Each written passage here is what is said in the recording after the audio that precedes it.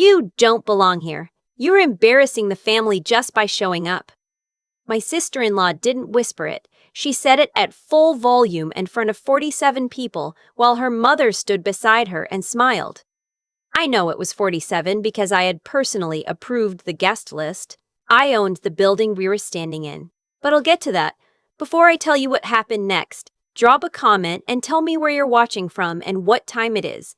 I want to know how far this reaches. I didn't react. I've had years of practice not reacting. I stood there in my gray blazer, the one I bought secondhand for $11 at a church sale 3 towns over, and I let her words settle over the room like smoke. People shifted. A few looked at their shoes. My brother Theo was standing 8 feet away holding a glass of sparkling water. He heard everything. He took a sip and turned toward the window. That's the part that still sits with me, not what she said. What he didn't do. Her name is Lynette. She's been with my brother for 4 years and married to him for 2.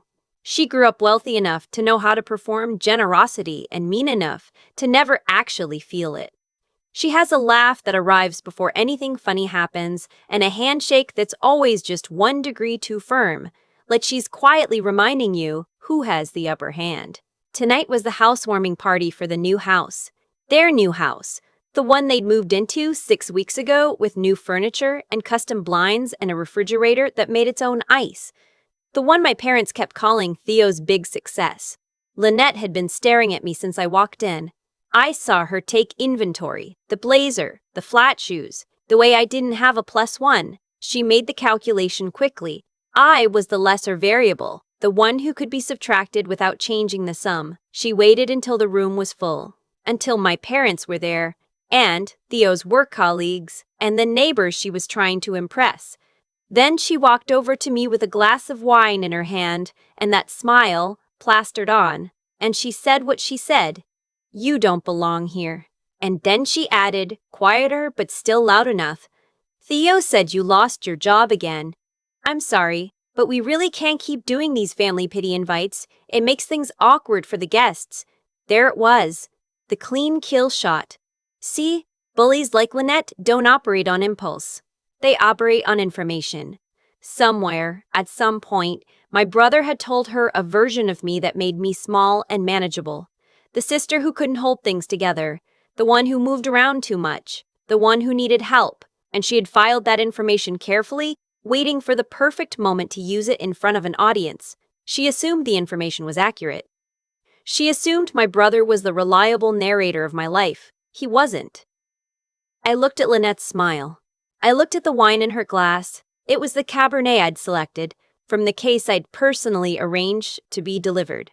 I looked at the floors beneath her feet, the herringbone hardwood I'd spent 4 months sourcing after the previous owner let the subflooring rot.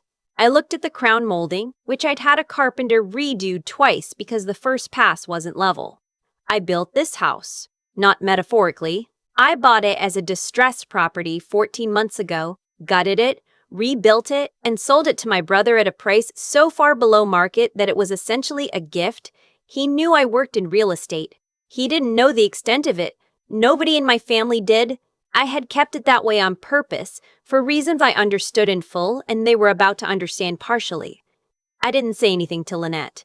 I checked my phone. 7:48 p.m. I put it back in my pocket and walked toward the kitchen to find a glass of water. My mother caught me by the arm near the hallway.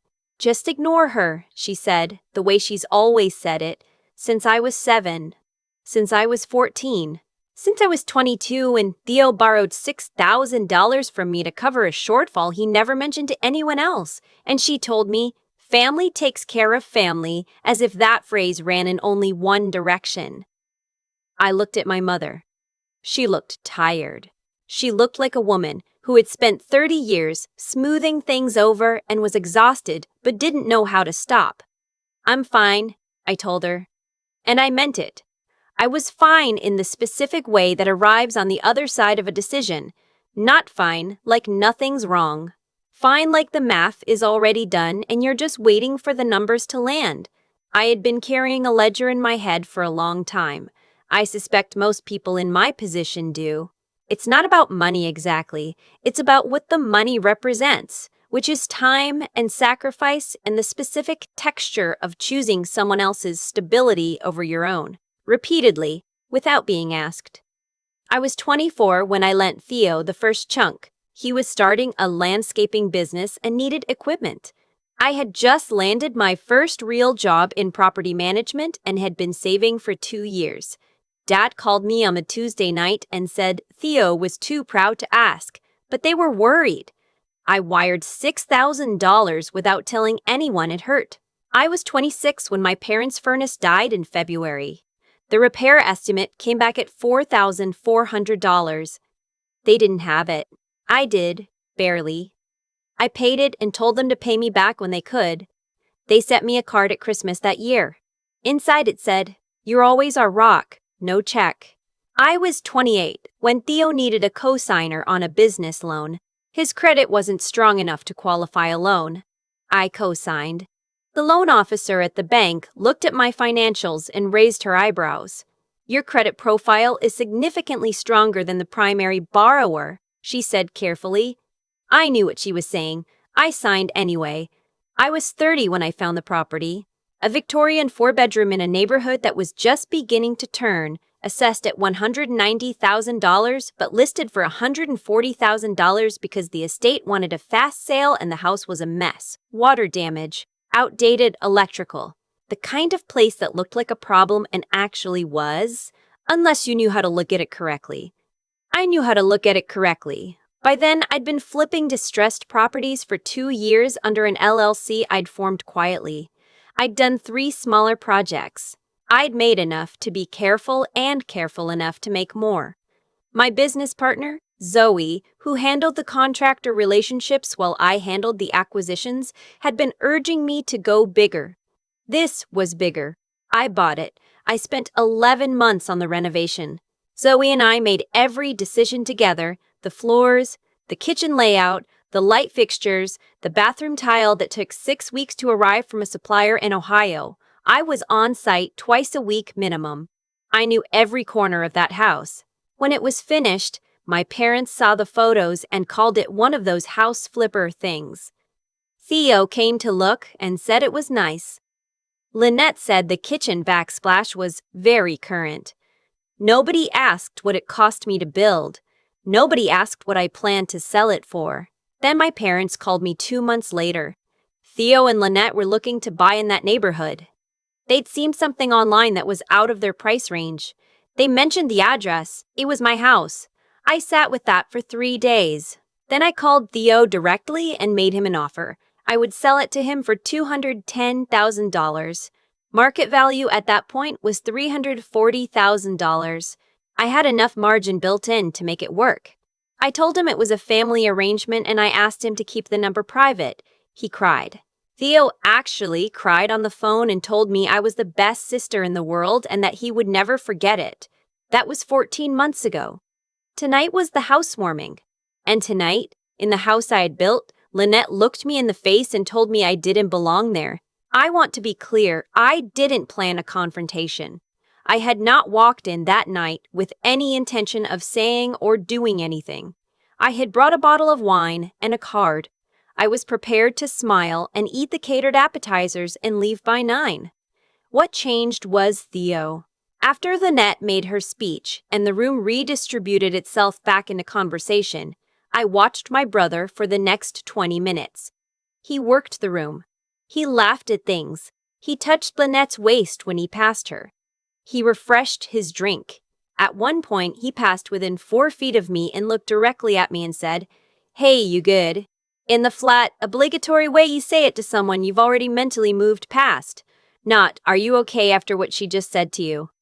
Not, "I'm sorry she said that." Not even the baseline acknowledgement that something had happened. Just, "Hey, you good?" and then gone.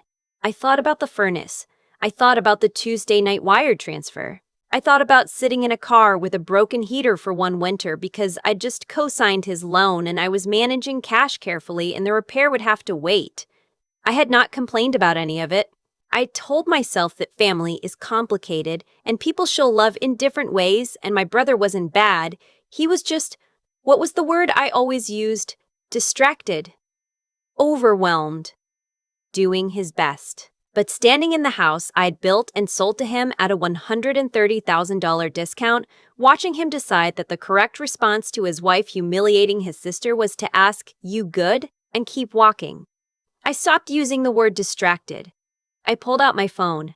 I texted Zoe, "You still have the file packet for the Mercer Street closing?" She replied in under a minute, "The full one?" "Yeah. Why?" I said, "Can you send it to my email?" "The summary page and the original sale agreement." She sent a voice note that was just her saying, "Okay," in a tone that meant she understood something was happening and she trusted me to know what I was doing. I forwarded the documents to myself and opened them. There it was, the sale agreement. Seller: Callaway Property Group, LLC. Buyer: Theodore and Lynette Vasquez. Purchase price: $210,000. Market appraisal attached: $338,500. Differential: $128,500. I looked at the number for a moment. Then I walked back into the living room. My father was near the fireplace talking to one of Theo's colleagues. My mother was helping carry plates from the kitchen. Lynette was holding court near the windows, saying something about the renovation, describing choices that she had not made as if she had made them. Theo was nodding beside her. "The herringbone floors were my idea, actually," I heard her say. I knew the moment I saw them that the whole house would turn on that detail. I thought about the 4 weekends I'd spent on my hands and knees in this room, supervising the floor installation. I thought about the argument Zoe and I had about the direction of the pattern, diagonal versus straight, and how I'd won by pulling up 3 comparable sales and showing the margin difference. I thought about being here alone at 7 in the morning on a Saturday because the contractor needed a decision by 8 and I was the one who showed up to make it. I walked to the center of the room. I did not raise my voice. "Actually," I said. The conversation nearest to me paused. Lynette turned. Her expression was the specific kind of annoyed that people wear when they've already dismissed someone and that person has had the audacity to reappear. "The floors were my choice," I said, "along with the kitchen layout, the electrical rewiring, the plumbing retrofit, and the crown molding. I made those decisions because I owned this house. I built it, then I sold it to Theo for $210,000. The room was very quiet. "The appraised value when we closed," I continued, "was $338,500. I held up my phone so the document was visible. I wasn't trying to cast it to a screen. I wasn't staging a scene. I just needed the paper to exist in the room in a form other than my word. I don't say that for applause," I said. "I say it because Lynette just told this room that I don't belong here." I thought the actual owner of record might have a different perspective. Lynette's face went through several phases quickly: disbelief, recalculation, then a flash of something that might have been fear before it hardened back into hostility. That's not," she looked at Theo. "Did you know about this? And this is the part I won't forget for the rest of my life." Theo looked at me, and I watched him decide, in real time, which version of the story he wanted to be in. "She's exaggerating," he said. "It was a family deal. It wasn't, she's making it sound like Theo." My voice was very calm. "What did I sell you this house for?" He didn't answer. "What is it appraised at right now?" Silence. "How much did I wire you in 2017? I watched my father's face change. He'd known about the loan. He hadn't known the number. "And 2019, I said. "The furnace?" My mother put down the plate she was holding. "I wasn't performing. I want to be clear about that. There was no satisfaction in the dramatic sense, no flood of victory. It felt more like laying down something very heavy that I'd been carrying so long I'd forgotten it wasn't part of my body. Just setting it down. Here it is. Here's what this actually weighs. I'm not here to embarrass anyone," I said. "I was here to celebrate with my family. But I'm not going to stand in a house that I built and be told I don't belong in it. I'm just not." I looked at Lynette. "The floors took 4 weekends. The kitchen took 11 weeks because we had a supplier issue with the cabinet hardware. The crown molding was done twice because the first contractor wasn't precise enough. I know every inch of this house. I know it better than you'll ever know it. I picked up my coat from the chair by the door. I got my bag. I found my wine bottle where I'd left it on the entry table, and I picked that up too because I paid for it and I hadn't opened it and it was a good bottle. At the door, I stopped, not for dramatic effect, because my father had crossed the room and was standing behind me. "How much?" he said. His voice was quiet. I knew what he was asking. He was adding it up in his head and he wanted to know if his number was right. The sale differential alone was $128,000, I said. Before that, closer to 18 over the years. Small things. He didn't say anything for a moment. He's not a man who cries, and he didn't cry then. He just looked at his own hands for a second like he was reading something written there. "We didn't know," he said. "I know you didn't," I said. "I didn't tell you." "Why?" I thought about how to answer that. I thought about 24-year-old me sitting in my apartment doing the wire transfer and feeling genuinely glad that I could help. I thought about how long it took for glad to become something more complicated. I thought about every time I told myself it was fine, we were family, people show up differently, he was doing his best. "Because I loved you enough to do it quietly," I said, and I made the mistake of thinking that would be enough. I left. I sat in my car for a few minutes in the dark outside that house I knew better than anyone alive, and I didn't cry. I wasn't sad exactly, I was just done. Done with the version of the family story where I was the footnote, done with the ledger that only ran in one direction, done with the particular exhaustion of being the person who fixes things invisibly and then gets told they don't belong in the room. Theo called at 9:23. I sent it to voicemail. He called again at 9:47. Voicemail. He texted at 10:12. "We need to talk. Mom is upset. You embarrassed everyone." I read it. I put my phone face down on the coffee table and made myself a cup of tea and sat by the window of my apartment.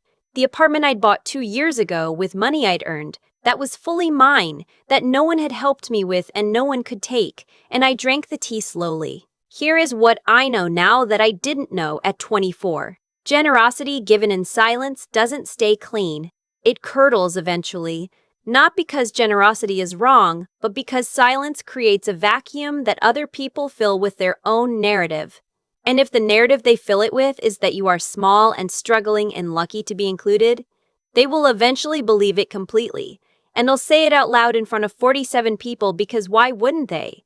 Nobody has told them otherwise. The mistake wasn't helping. I don't regret the money. I don't even fully regret the house. I regret the silence.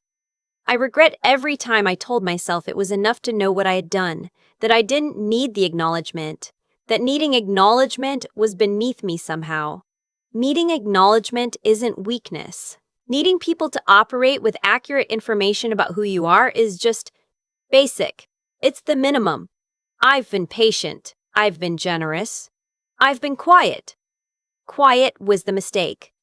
I texted Theo back the next morning. One message. "I'm not angry. I love you. But I need you to understand what happened in that house, what it cost me to build it, and what it cost me to sell it to you the way I did. When you're ready to have that conversation without Lynette managing it, I'm here. Until then, I need some space." He didn't respond for 3 days. When he did, his message was 3 paragraphs long and used the phrase, "your perspective," 4 times in a way that suggested he did not believe my perspective was accurate. I didn't respond. My mother called the following Sunday. We talked for an hour. She cried. She said she didn't know. She said she wished she'd known. She said she didn't understand why I hadn't told them, and I said what I'd said to my father, which was the truest thing I had. I loved you enough to do it quietly. And I thought that was enough. I was wrong. We've been talking more since then. Slowly. With more honesty than we've had in maybe a decade. My father went back through what he could remember and added it up and called me and said a number that was close but not quite right. And when I gave him the right number, he was quiet for a long time and then he said, "I'm sorry." Just that. No explanation, no negotiation. Just, "I'm sorry." I told him it was okay. I meant it. Theo and I are not there yet. Lynette and I are not there at all, and I'm at peace with that. The house is still standing. herringbone floors, level crown molding, kitchen hardware that took 11 weeks, every inch of it built by a woman they thought didn't belong. Some things take a long time to hold their value. Some things hold it quietly. I poured myself a glass of that wine, the one I'd taken back, and I sat with it for a while in my own apartment, in my own chair, under a roof that belonged entirely to me. It tasted exactly like I'd expected. I've thought a lot about why I stayed quiet for so long. Not just that night, for years. Why I wired money without telling anyone it hurt. Why I co-signed a loan without mentioning what it cost me. Why I sold my brother a house for $128,000 below market and said almost nothing about it except, keep the number private. I told myself it was love, and it was. But it was also something less flattering. I think I believed that if I gave enough, quietly enough, eventually people would simply see me correctly without being told. That's not how it works. I know that now in a way I didn't at 24. What happened with Lynette wasn't really about Lynette. She was just the person who finally said out loud what the silence had let everyone believe, that I was the lesser one, the struggling one, the one who needed to be managed and tolerated and occasionally helped. She believed that because nobody had corrected the record, and nobody had corrected the record, because I thought being known was something I could earn through action rather than something I had to claim through honesty. There's a version of generosity that's actually a form of control. You give without telling, you sacrifice without disclosing, and what you're really doing is managing how people see you. Staying safely humble, staying uncomplicated, never asking for the acknowledgement that might not come. It feels like virtue from the inside. From the outside, it just looks like agreement. Agreement that you are exactly as small as they think you are. I was not small. I had never been small. I had just been very, very quiet about it. The thing about silence is that it doesn't stay neutral. It fills up. Other people pour their assumptions into it, and eventually those assumptions calcify into something that feels like fact. Theo didn't think he was lying when he told Lynette I was struggling. He thought he was telling her what he knew. What he knew was the version of me I had handed him, the one who wired money in the background, who asked for nothing, who showed up in second-hand blazers and never explained why. He'd been handed an incomplete picture and drawn the obvious conclusion. That's on me. Not fully. He had his own choices to make, and watching his wife humiliate me and saying, "You good?" is not something I can attribute to incomplete information. That was a choice. But the groundwork, the years of context that made it easy for him to dismiss what she'd done, I had laid some of that myself. What I've come to believe is this: intelligence without honesty is just cleverness, and cleverness in service of staying invisible is a waste. I was smart enough to build something real. I was disciplined enough to do it quietly, carefully, over years. But wisdom, actual wisdom, would have included telling the truth earlier. Not to brag, not to demand credit. Just to let the people in my life operate with accurate information about who I actually was. Resilience doesn't mean absorbing everything without speaking.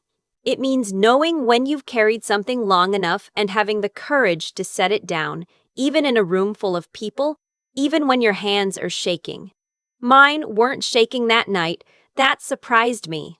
I think it surprised me because by the time I finally said it out loud, by the time I looked at Lynette and told her who had built the floor she was standing on, I wasn't doing it in anger.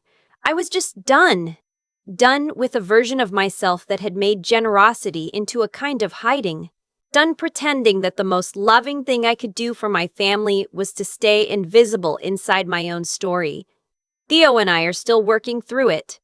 My parents and I are talking more honestly than we have in years. That didn't happen because I blew anything up. It happened because I finally told the truth in a room where it needed to be told. That's the only thing I know for certain coming out of all of it. The truth, spoken clearly and without cruelty, is not a weapon. It's just the beginning of something real.